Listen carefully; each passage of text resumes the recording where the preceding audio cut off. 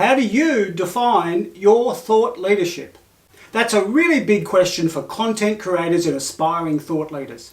I know a lot of people, including me, who have wasted a lot of time over many years trying to get this right. We've spent years going back and forth, trying this, trying that. Waste of time. The bigger problem is that, first of all, you don't know what to focus on. But it gets worse because your clients can't track what you're actually working on, which means they're going to be skeptical and unlikely to give you any work. Whereas when you show up as someone who's consistently on a path and an expert in a particular area, they're more likely to say, hey, Geoff can help us here.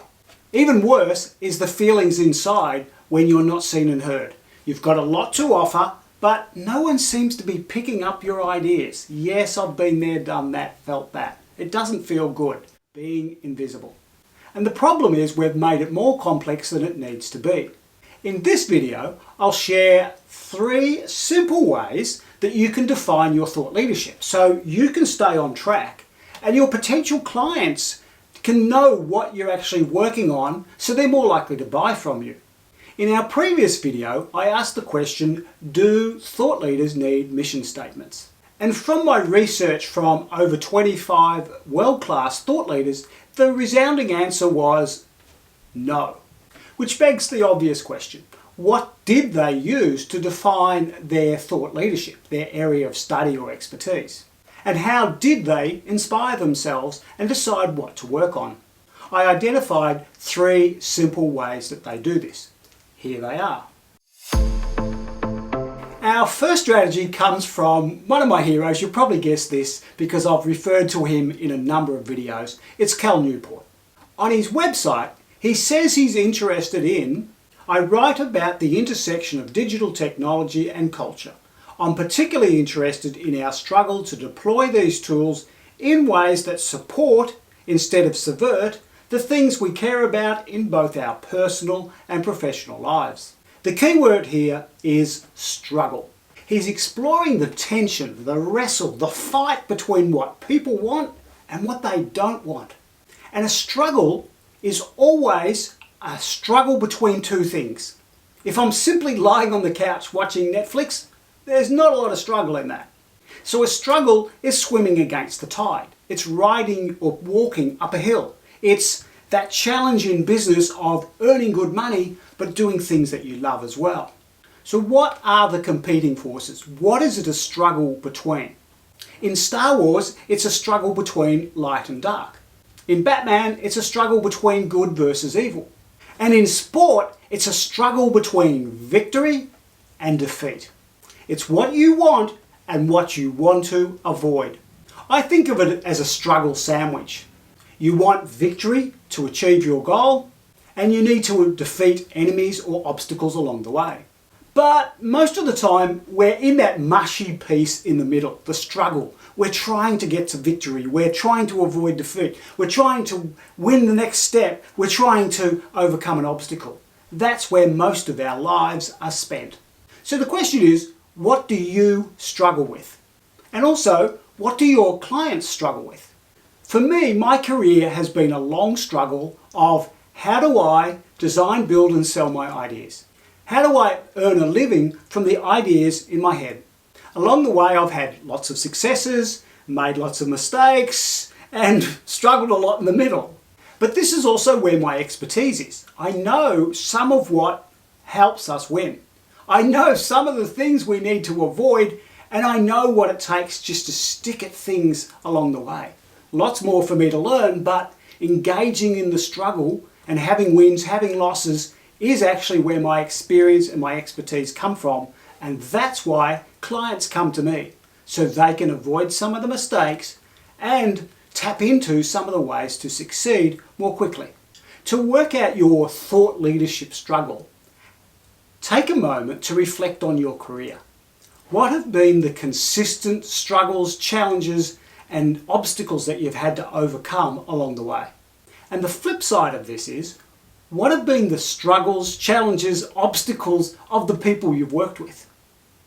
They're probably the same. If you want some coaching around this, check out the link in the description below. Our second strategy comes from Laura Goodrich. She's an expert on transformation and the future of work.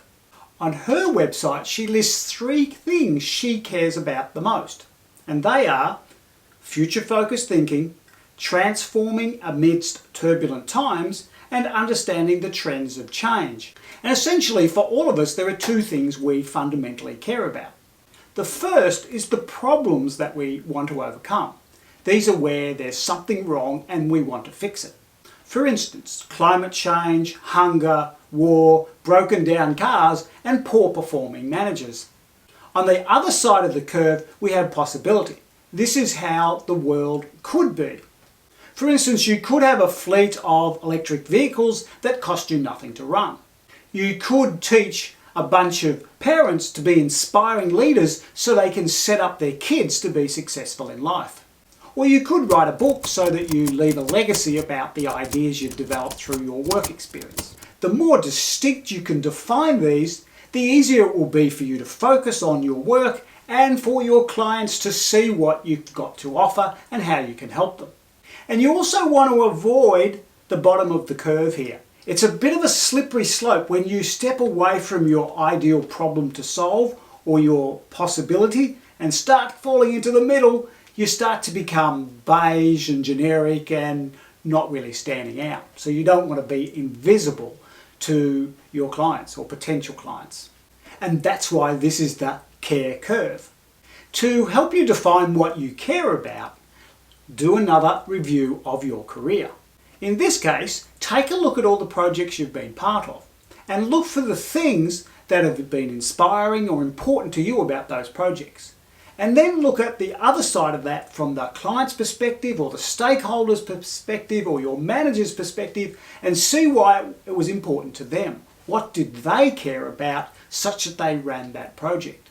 And hopefully that will help you answer the question, what do you care about? Now for the easiest one of all. Well, at least the easiest to come up with some answers. Like all of these strategies, they take time to develop and refine and really nail the one that you want. The question here is, what are you interested in?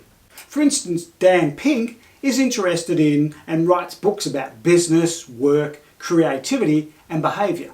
Rahaf Harfush is interested in leadership, emerging technologies and digital culture.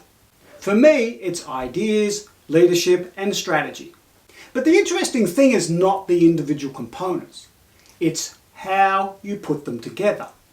So there might be a lot of people that have got similar, or at least 2 out of 3 things that are similar to yours. So therefore it's hard to differentiate yourself at that level. But it's when you put them together and you have an intersection between the parts, and ideally when all 3 come together and you've got that juicy piece, that core, that center, that heart, that's when you'll stand out because it's your take on all 3 of them together that's going to be unique for you. Even if there were 2 people standing next to each other who had the same 3 elements, it's almost impossible that they would put them together in the same way because they've got different experience, education and expertise. And this is your unique opportunity, an easy way to define your thought leadership. So, how do you do this? Well, it's really a 3-step process. The first thing is to write down some of the keywords that you might use. For instance, for me, it was creativity, innovation, ideas, design thinking, thought leadership, content creation, books, authors, authority, leadership, and content creators. Then you want to prune your list down to 3. 3 is probably optimum. So I came up with ideas, strategy, and leadership. And then I suggest you go out and use this and see how it works for yourself and for others. And the third step really is that refinement, where over time you might review this and just tweak them a little bit, but you don't want to be throwing them out and starting again. And for bonus points, you can combine them into a single sentence. For instance, I came up with how to design, build, and lead with your ideas. What are the 3 things you're interested in? Well, there you have it. 3 simple ways to define your thought leadership. And of course, you know this is only the first step, don't you?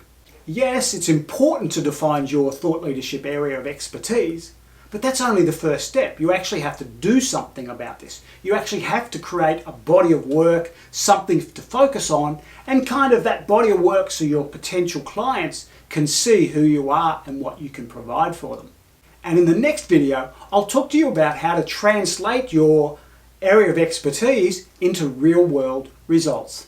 If this has been helpful, click that like button down below to give me a thumbs up. Thanks for watching, and I'll see you in the next video. Bye!